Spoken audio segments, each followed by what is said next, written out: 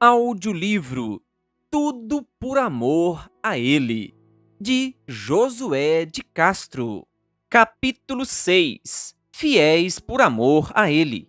Certa vez, li a história de um menino que entrou em um ônibus e se sentou ao lado de uma jovem senhora. Ao tentar se acomodar no banco, seus pés escorregaram e tocaram a roupa de uma mulher sentada à sua frente. Imediatamente, a mulher se virou, incomodada, e disse à senhora ao lado do menino: "Olhe, seu filho está sujando a minha roupa." A senhora olhou para o menino, depois para a mulher, e respondeu tranquilamente: "Ele não é meu filho." O menino abaixou os olhos, sem saber onde se esconder. Percebendo seu constrangimento, a senhora se voltou para ele e perguntou com gentileza: "Você está sozinho?" "Sim", respondeu ele cabisbaixo. "Para onde você está indo?" Quis saber ela. O menino explicou que não tinha mãe e que morava com a tia Júlia. No entanto, sempre que a tia se cansava dele, o mandava passar alguns dias na casa da tia Clara, para onde ele estava indo naquele momento. "Mas você é muito pequeno para andar sozinho por aí", observou a mulher, preocupada. "Eu nunca me perco", respondeu o menino. "Sempre que entro em um ônibus, fico olhando as pessoas e procuro me sentar perto de alguém que eu acho que poderia ser minha mãe. Foi por isso que me sentei perto da senhora. Quando tentei chegar mais perto, acabei esbarrando o pé na moça da frente. Eu só queria parecer que era seu filho." Essa comovente história destaca a necessidade básica de todo ser humano de pertencer a alguém, e isso ressoa no clamor de muitos jovens e crianças confusos que perguntam: de quem eu sou?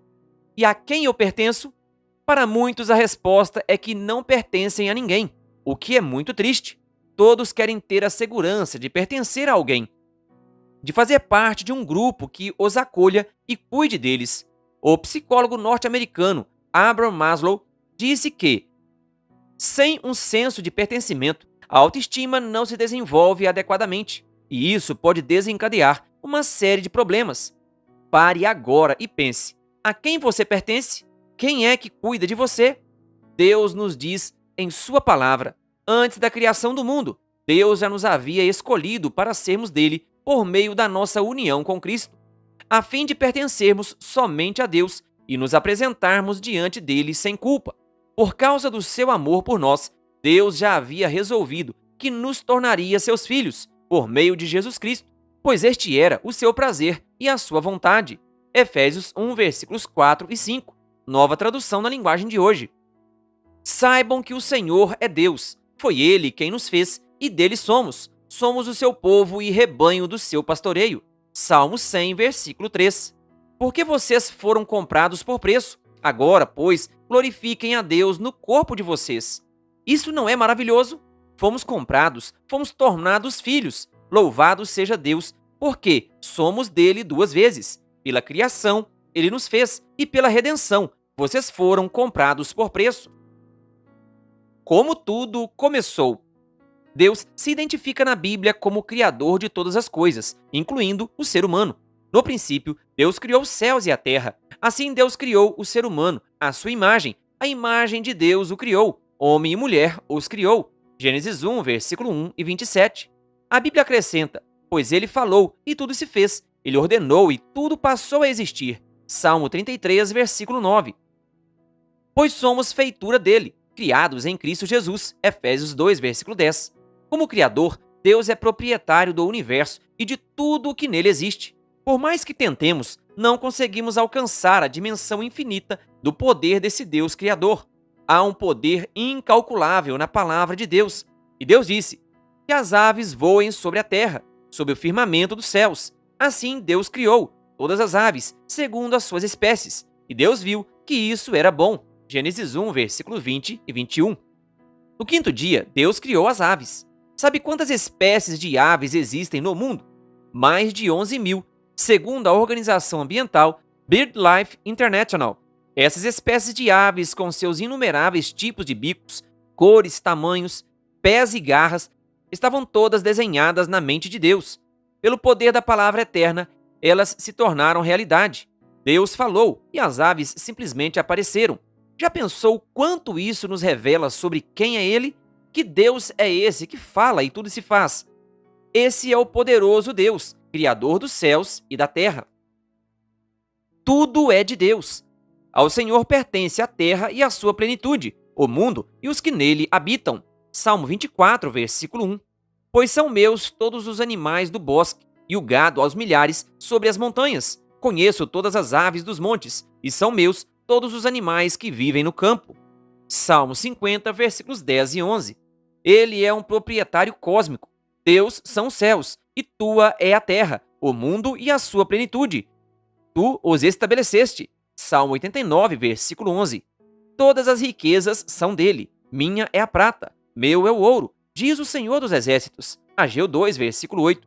Mas pergunte agora aos animais, e cada um deles o ensinará. Pergunte às aves do céu, e elas lhe contarão. Ou fale com a terra, e ela instruirá. Até os peixes do mar lhe contarão. De todos estes, quem não sabe que a mão do Senhor fez isto? Na sua mão está a vida de todos os seres vivos e o espírito de todo gênero humano. Jó 12, versículos 7 a 10. Como Criador, Deus também é o mantenedor do mundo. A criação está em necessidade constante de seu cuidado. Por acaso a chuva tem pai?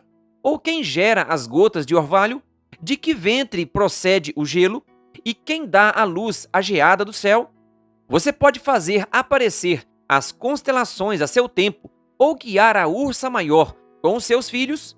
Você conhece as leis que governam os céus e pode estabelecer a sua influência sobre a terra? Você é capaz de levantar a sua voz até as nuvens para que a abundância das águas cubra você? Você pode dar ordens aos relâmpagos para que saiam e lhe digam as suas ordens? Será que é você que caça a presa para a leoa ou mata a fome dos leõezinhos? Quem prepara o alimento para o corvo quando os seus filhotes clamam a Deus e andam vagueando por não terem o que comer? Jó 38, versículos 28, 29, 32 a 35, 39 e 41. Todos os seres criados têm a existência proveniente de Deus. As criaturas de Deus dependem dele para viver. Deus, em Cristo, é quem preserva nossa vida e a de todos os seres viventes. Porém, como diz o teólogo Ángel Manuel Rodrigues, o pecado fez com que os homens se autoproclamassem como proprietários de tudo, inclusive de sua própria vida, tentando preservá-la por seus próprios esforços. Buscam a independência de Deus, usurpam a autoridade de Deus e o seu direito de proprietário. Tornam-se loucos e egoístas. Os homens se tornaram obcecados e cegos com a ideia de autopreservação. Compreender quem Deus é e quem nós somos nos ajuda a entender que a preservação de nossa vida não é nossa responsabilidade, mas de Deus. Como nosso Criador, Ele é responsável por manter, prover e preservar toda a vida do mundo com a vida que há nele. A Bíblia nos diz, nele tudo subsiste. Colossenses 1, versículo 17. Pois ele mesmo é quem a todos dá vida, respiração e tudo mais. Atos 17, versículo 25. Cristo é tudo e está em todos. Colossenses 3, versículo 11. O Filho que é o resplendor da glória de Deus e a expressão exata do seu ser, sustentando todas as coisas pela sua palavra poderosa. Hebreus 1, versículo 3. Devemos crer e confiar que Deus cuida de nós, que somos dele e podemos descansar nas suas providências. O apóstolo Paulo corrobora essa ideia quando diz: "E o meu Deus, segundo a sua riqueza em glória, há de suprir em Cristo Jesus tudo aquilo de que vocês precisam." Filipenses 4, versículo 19. Jesus deixa isso bem claro no Sermão do Monte. Por isso digo a vocês, não se preocupem com a sua vida, quanto ao que irão comer ou beber, nem com o corpo, quanto ao que irão vestir. Não é a vida mais do que o alimento, e não é o corpo mais do que as roupas? Observem as aves do céu, que não semeiam nem colhem, nem ajuntam em celeiros. No entanto, o Pai de vocês, que está no céu, as sustenta. Será que vocês não valem muito mais do que as aves? Quem de vocês, por mais que se preocupe, pode acrescentar um côvado ao curso da sua vida? E por que se preocupam com o que vão vestir? Observem como crescem os lírios do campo. Eles não trabalham, nem fiam. Eu, porém, afirmo a vocês que nem Salomão, em toda a sua glória, se vestiu como qualquer deles. Ora, se Deus veste assim a erva do campo, que hoje existe e amanhã é lançada no forno, não fará muito mais por vocês, homens de pequena fé. Portanto, não se preocupem, dizendo: que comeremos, que beberemos, ou com que nos vestiremos? Porque os gentios é que preocupam todas essas coisas. O Pai de vocês, que está no céu, sabe que vocês precisam de todas elas. Mas busquem em primeiro lugar o reino de Deus e a sua justiça, e todas estas coisas lhes serão acrescentadas. Portanto, não se preocupem com o dia de amanhã, pois o amanhã trará os seus cuidados. Basta ao dia o seu próprio mal. Mateus 6, versículos 25 a 34. Você se sente seguro em ter um pai poderoso e amoroso que cuida de você? Hoje, ao fazer o culto pela manhã, fiquei emocionado ao cantar o hino Foi Amor. Uma das frases diz assim: foi amor, quando Deus desceu para cuidar de mim, qual um filho seu. Inário Adventista do Sétimo Dia, número 96. Que verdade extraordinária é essa, de que somos filhos de Deus e é Ele quem cuida de nós com tanto carinho. Podemos descansar no cuidado providente de Deus.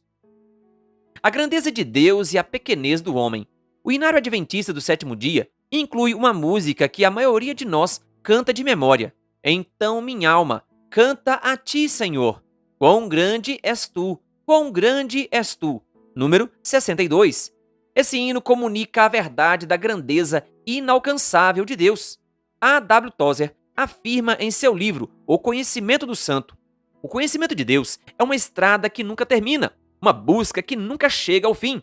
A mente humana é muito pequena para entender toda a verdade sobre Deus, e Deus é grande demais para caber dentro da mente humana.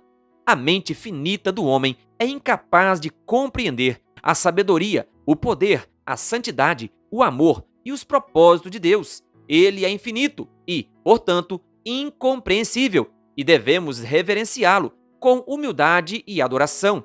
Ele não pode ser explicado por meio de analogias humanas, nem pode ser compreendido por nossas mentes finitas. O poder de Deus é a força que sustenta a existência de todo o universo. Ele é capaz de fazer todas as coisas impossíveis se tornarem possíveis. Ele governa o universo com sabedoria e amor. Nenhum problema é grande demais para ele resolver, e nenhuma criatura é pequena demais para que não seja notada por ele. Em contraponto à grandeza de Deus, temos a finitude do ser humano e sua total incapacidade de acrescentar, por exemplo, uma hora sequer à sua vida. Por mais que tentemos prolongar a existência por meio de avanços médicos, cuidados com a saúde e outras estratégias, em última instância, não temos controle sobre o momento de nossa morte. Isso é apenas um dos lembretes da nossa finitude, insuficiência e dependência de Deus. Mas, por incrível que pareça, o homem se levanta como se fosse um Deus e, de maneira desafiadora e presunçosa, questiona os desígnios do Criador dos céus e da terra. Em seu atrevimento, ousa pensar que pode fazer o que bem quiser, tomar as rédeas de sua própria existência e achar que, no fim, tudo dará certo. Parece que ouço o salmista dizendo: quem é o homem para que dele te lembres, e o filho do homem para que o visites? Salmo 8, versículo 4. Enquanto Deus é eterno, onipresente, onisciente, todo-poderoso, autônomo e não depende de nada nem de ninguém para existir ou tomar suas decisões, o ser humano é mortal, restrito, impotente, subordinado e dependente, carecendo de sabedoria e orientação para controlar sua pequena vida. Adorando o Deus Criador e Mantenedor. Adorar um Deus assim é um privilégio e uma alegria. Podemos adorá-lo de várias maneiras, como louvar com nossa voz ou por instrumentos musicais, ter uma conduta santificada, orar, buscar ouvir a sua palavra, ajudar os necessitados e andar em obediência à sua vontade. Enfim, Deus merece nossa adoração de todas as maneiras possíveis. Gostaria de chamar sua atenção para uma forma específica de adorar a Deus. É a adoração que acontece quando devolvemos o dízimo. Nossa adoração através do dízimo está ligada especialmente ao fato de reconhecermos Deus como o proprietário de todas as coisas. Veja este relato registrado em Gênesis 14, versículos 18 a 20. E Melquisedeque, rei de Salém, trouxe pão e vinho. Ele era sacerdote do Deus Altíssimo. Ele abençoou a Abrão e disse: Abrão seja abençoado pelo Deus Altíssimo, que criou os céus e a terra, e bendito seja o Deus Altíssimo, que entregou os adversários de vocês nas suas mãos. E Abrão deu a Melquisedeque o dízimo de tudo. Abrão devolveu o dízimo em adoração, quando reconheceu que Deus é o possuidor e o criador de todas as coisas. Assim também nós, quando reconhecemos que Deus é o Senhor e o dono de tudo, deveríamos adorá-lo com o dízimo. Por esse ato, estamos proclamando que, além de ser o proprietário de tudo, Deus também nos possui. Ao devolvermos o dízimo, estamos reconhecendo que somos dele, pertencemos a ele, confiamos nele e que ele vai cuidar de nós. Portanto, o ato de dizimar, em seu conceito básico, é um elemento de adoração a Deus como Criador. Essa lembrança constante através do dízimo deve marcar a nossa mente, assinalando que pertencemos a Deus e somos dele. Essa certeza deve nos acompanhar em todos os momentos, e isso vai trazer a segurança psicológica de que nós necessitamos, a de pertencermos a alguém. Portanto, toda vez que dizimamos, deveríamos nos lembrar: eu sou de Deus e é Ele quem cuida de mim. Quando dizimamos, estamos dizendo a nós mesmos, às outras pessoas, a Satanás e ao universo que pertencemos a Deus e que somos dele. Juntamo-nos ao apóstolo Paulo quando ele diz: pois nele vivemos, nos movemos e existimos. Atos 17, versículo 28. O princípio do dízimo no Éden. Deus colocou a árvore do conhecimento do bem e do mal no Éden, como lembrete de que ele é o Criador e o dono de todas as coisas. Depois que Adão e Eva foram expulsos do paraíso, Deus utilizou o dízimo para o mesmo propósito. A seguinte citação de Ellen White reafirma: da árvore do conhecimento do bem e do mal não lhes permitiu comer. Foi reservada como lembrança constante de que ele é o legítimo proprietário de todas as coisas. Acontece a mesma coisa com as reivindicações de Deus a nosso respeito. Ele deposita seus tesouros nas mãos dos homens, porém requer deles que separem fielmente a 10ª parte para sua obra. A prática do dízimo é mencionada pela primeira vez na Bíblia em Gênesis 14, versículo 20, quando Abrão devolveu o dízimo a Melquisedeque, sacerdote do Deus Altíssimo. Como esse evento aconteceu cerca de 400 anos antes de Moisés escrever o mandamento sobre o dízimo, em Levítico 27, versículos 30 a 34, é evidente que a prática do dízimo já era conhecida e seguida por Abrão, que aprendeu sobre ela com seus antepassados e a transmitiu a seu neto Jacó. Ver Gênesis 28, versículos 20 a 22.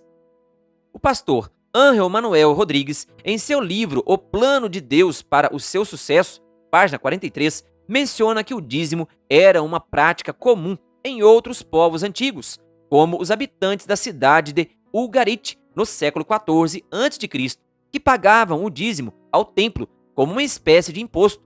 Registros neobabilônicos do 6º século a.C. mostram que o dízimo era uma prática comum na Babilônia, e o rei também deveria praticá-lo. O dízimo incidia sobre todos os bens, incluindo alimentos, tecidos, animais e metais preciosos, sendo também reconhecido e praticado entre os persas, gregos e romanos.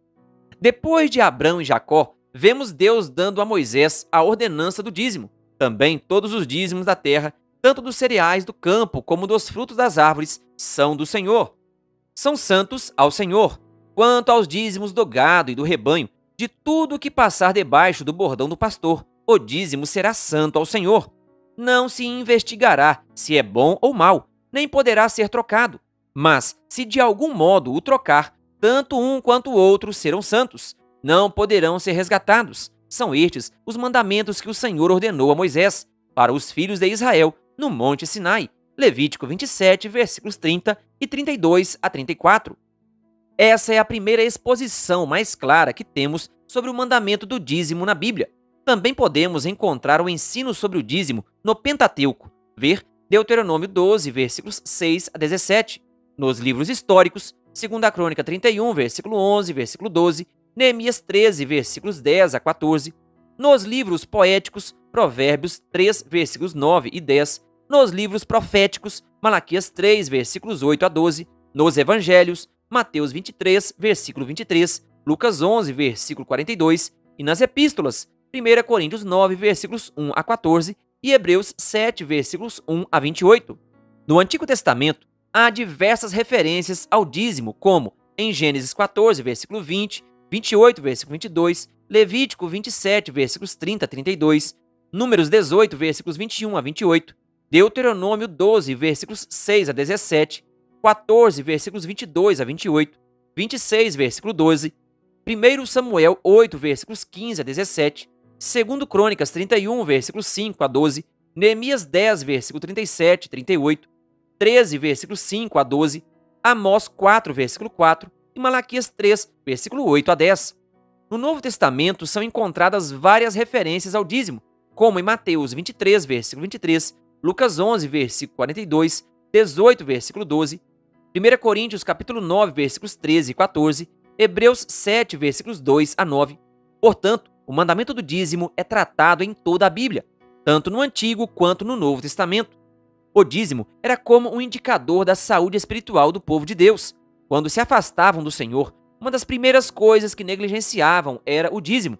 Quando voltavam para Deus, a entrega dos dízimos acompanhava o coração arrependido.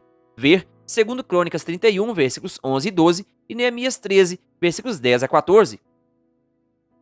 Jesus e o dízimo.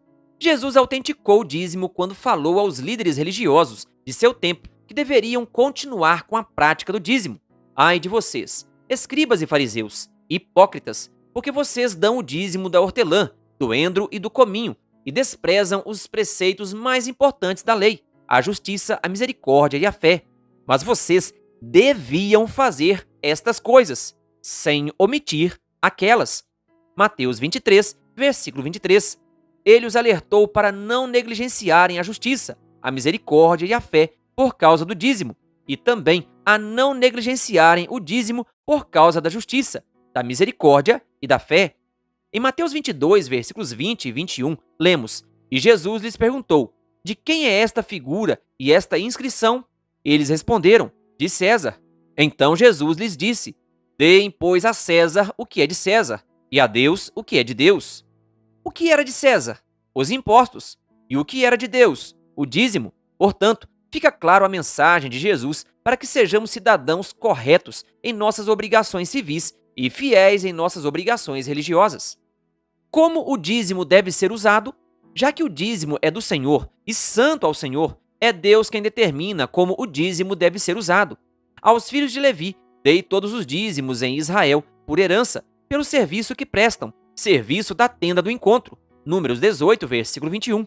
Deus ordenou que os levitas e os sacerdotes que serviam a Deus em tempo integral e com dedicação exclusiva fossem mantidos pelo dízimo dele.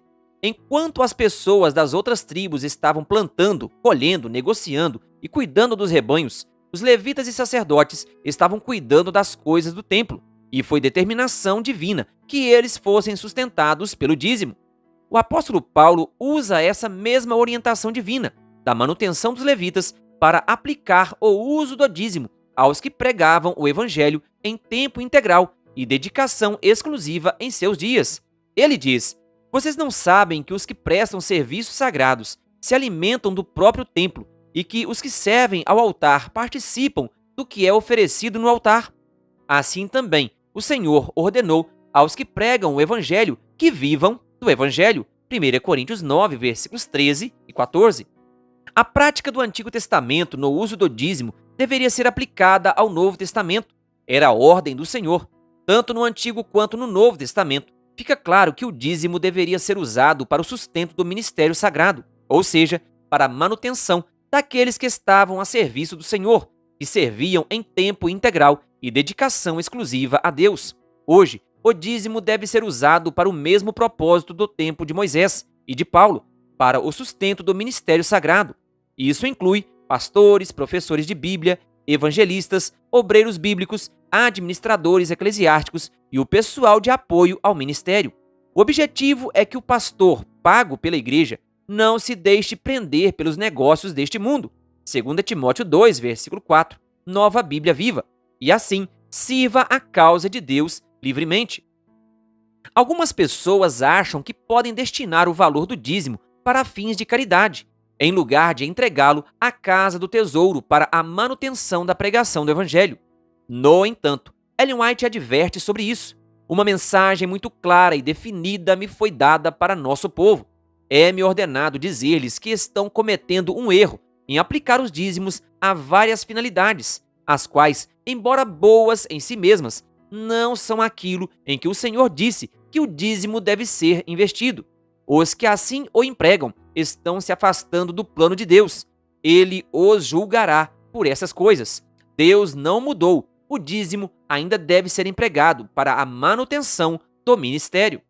Quando usamos o dinheiro do dízimo para fazer o que queremos ou o que achamos mais útil e não o que Deus orienta, quando usamos esse recurso sagrado para ajudar os pobres, comprar remédios ou cestas básicas, apesar de serem bons propósitos, estamos nos opondo à vontade expressa de Deus, de que o recurso do dízimo deve ser usado para o sustento do ministério. Inclusive, usar o valor santo do dízimo para a manutenção pessoal ou da família, para compras, passeios, pagamento de prestações e outros fins é uma desobediência ao mandamento de Deus. É ir contra a vontade de Deus e, nas palavras de Malaquias, é considerado um roubo a Deus. Malaquias 3, versículo 8. Por que existe o dízimo se Deus é todo-poderoso e autossuficiente? Já parou para pensar na capacidade de Deus de fazer qualquer coisa? Será que ele não poderia, com um pensamento, palavra ou estalar de dedos, fazer aparecer dinheiro aos trilhões para pagar todos os pastores, suprir todas as necessidades da sua igreja e da pregação do evangelho? Claro que sim. Então, por qual motivo ele nos deu o mandamento do dízimo? Deve haver alguma razão para isso, não acha? Em primeiro lugar, o ato de dizimar é uma oportunidade de adorar a Deus como Criador. É uma ocasião para reconhecê-lo como provedor e mantenedor de nossa vida, o que deveria nos levar a depender dele e confiar nele. Além disso, o ato de dizimar também é um agente de Deus para nos tornar menos egoístas e mesquinhos. Poderíamos acrescentar a essa lista de motivos o privilégio que Deus nos concede de participarmos da salvação de outras pessoas. Ao escolhermos de maneira espontânea, feliz e obediente, patrocinar o Evangelho e separar o que pertence a Deus, estamos cumprindo sua vontade e sendo instrumentos para a realização dos planos divinos. Promessas. Deus tem um propósito em tudo o que faz. A sua intenção é sempre abençoar. Há bênçãos preparadas para nós quando dizimamos. No Salmo 37, versículo 25, lemos: "Fui moço e agora sou velho, porém jamais vi o justo desamparado, nem a sua descendência a mendigar o pão." O apóstolo Paulo diz em Filipenses 4, versículo 19: "E o meu Deus, segundo a sua riqueza em glória, há de suprir em Cristo Jesus tudo aquilo de que vocês precisam." Em Malaquias 3, versículos 10 e 11, está escrito: "Tragam todos os dízimos à casa do tesouro, para que haja mantimento na minha casa. Ponham-me à prova nisto, diz o Senhor dos Exércitos, se eu não lhes abrir as janelas do céu e não derramar sobre vocês bênçãos sem medida. Por causa de vocês, repreenderei o devorador, para que não consuma os produtos da terra, e não deixarei que as suas videiras nos campos fiquem sem frutos, diz o Senhor dos Exércitos." A bênção sem medida não se resume ao enriquecimento material, pois há muitos fiéis devotos que permanecem pobres. A bênção de Deus sobre o fiel ultrapassa o aspecto material e se estende à família, saúde, proteção, aos relacionamentos, à paz e segurança de estar em Deus. Ele nos abençoa abundantemente, mais do que podemos pedir ou imaginar. Efésios 3, versículos 20 e 21. Desafio. Provérbios 3, versículo 9. Honre o Senhor com os seus bens e com as primícias de toda a sua renda. Deuteronômio 8, 17 e 18. Portanto, não pensem, a minha força e o poder do meu braço me conseguiram estas riquezas. Pelo contrário, lembrem-se do Senhor, seu Deus, porque é Ele quem lhes dá força para conseguir riquezas, para confirmar a sua aliança, que sob juramento prometeu aos pais de vocês, como hoje se vê. Mateus 6, versículo 33. Busquem em primeiro lugar o reino de Deus e a sua justiça, e todas estas coisas lhes serão acrescentadas. A bênção precede qualquer ato nosso. A bênção de tudo o que temos e somos precede qualquer ato nosso, incluindo o ato de dizimar. Se Deus não nos abençoasse primeiro, seria impossível dizimar. É a graça de Deus que nos permite ter meios para devolver a Ele uma porção do que nos foi dado. O dízimo é uma resposta ao amor e à provisão de Deus, não uma maneira de conquistá-los. A segurança financeira e da vida não é garantida por nossas próprias habilidades, mas pela bênção do Senhor. É através do reconhecimento de que somos criaturas de Deus, dependentes dele para tudo, que encontramos nossa verdadeira essência. O dízimo nos lembra constantemente de que pertencemos a Ele e de que Ele é o nosso provedor constante. O que o dízimo é? 1. É uma lembrança de que Deus é o Criador, proprietário e mantenedor de tudo e de todos. 2. É um elemento de adoração a Deus por meio do qual o reconhecemos como o Criador. 3. É uma marca de filiação e de pertencimento a Deus. 4. É um recurso que Deus usa para financiar a obra da pregação do Evangelho, por meio de pessoas escolhidas e separadas para o ministério. 5. É uma resposta à bênção já recebida do Senhor. 6. É uma lembrança da imutável e constante fidelidade de Deus para conosco. 7. É uma oportunidade de demonstrar fé e confiança em Deus. 8. É um ato de reconhecimento de que a vida não nos pertence, mas é do Senhor. 9. É um reconhecimento de nossa dependência de Deus. 10. É testemunho da relação de confiança e amor estabelecida com nosso Senhor e Salvador. 11. É símbolo de nossa entrega incondicional ao Senhor e à sua amorável vontade. 12. É prova de lealdade e honestidade a Deus. 13. É uma oportunidade de nos reconsagrarmos a Deus. 14. É um louvor a Deus por meio do uso das finanças. 15. É um convite à liberalidade. 16. É uma denúncia ao coração egoísta e avarento. 17. É uma demonstração de nossa disposição constante em sujeitar nossa vida à fonte de todas as bênçãos. 18. É uma chance de nutrir a obra de Deus com o altruísmo de um coração convertido e liberal. O que o dízimo não é? 1. Não é um recurso que você dá para suprir uma necessidade financeira de um Deus que não tem capacidade de financiar sua própria obra. 2. Não é uma barganha com Deus, na qual você troca o dízimo por bênçãos. 3. Não é uma apólice de seguro para garantir que nada de ruim lhe aconteça. 4. Não é um substituto para a obediência em outras áreas da vida. 5. Não é nosso, não nos pertence, passa por nossas mãos, mas é de Deus. 6. Não é passaporte para a salvação é pela graça. 7. Não é para que Deus nos ame mais, porque seu amor é incondicional. Quando devolvo o dízimo, eu adoro ao meu Deus como Criador e proprietário de todas as coisas. Reconheço que tudo o que sou e tenho vem de Deus. Estou obedecendo à ordem de Deus e aceitando-o como meu Senhor. Torno-me sócio do Senhor na expansão do reino de Deus na terra. Demonstro fé e confiança no Deus provedor. Estou debaixo da bênção do Senhor. Você já considerou a possibilidade de se tornar um dizimista fiel e dedicar sua vida a Deus, cultivando valores como honestidade, amor e fidelidade? Este pode ser o momento oportuno de refletir sobre essa escolha. Querido ouvinte, que Deus lhe abençoe. Se inscreva em nosso canal e ative o sininho das notificações, canal O Bom da Bíblia, compartilhando a Palavra de Deus.